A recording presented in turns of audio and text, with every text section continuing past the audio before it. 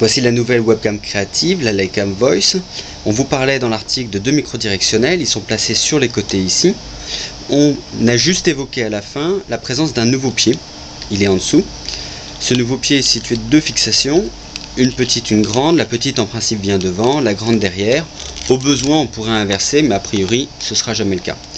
Ce qu'on vous propose maintenant, c'est de regarder sur différents écrans la manière dont cette webcam vient justement se poser et se stabiliser.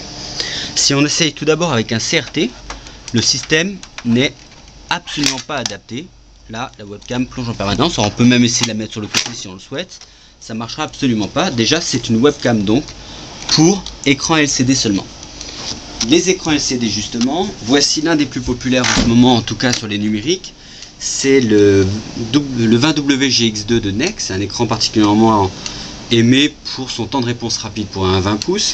Si on pose la webcam dessus avec la petite patte à l'avant, la patte derrière, on lâche, c'est le plongeon assuré à tous les coups. Il n'y a aucune position sur cet écran pour venir fixer la webcam.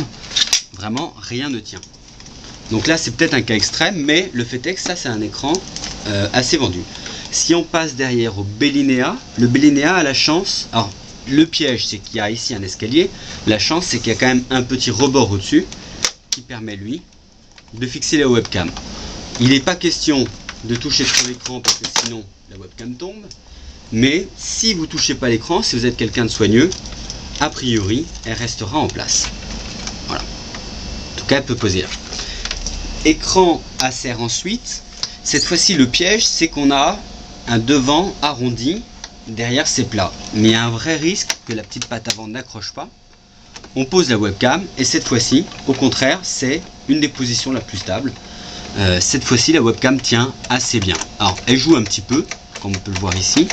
Mais si vous tapez pas comme un sourd sur l'écran, a priori, ça tiendra. Dernier écran retenu, c'est un écran NEC professionnel, beaucoup plus épais que la normale. On n'est plus du tout dans les 3, 4, 5 cm d'épaisseur. On se retrouve dans une configuration proche à celle du CRT.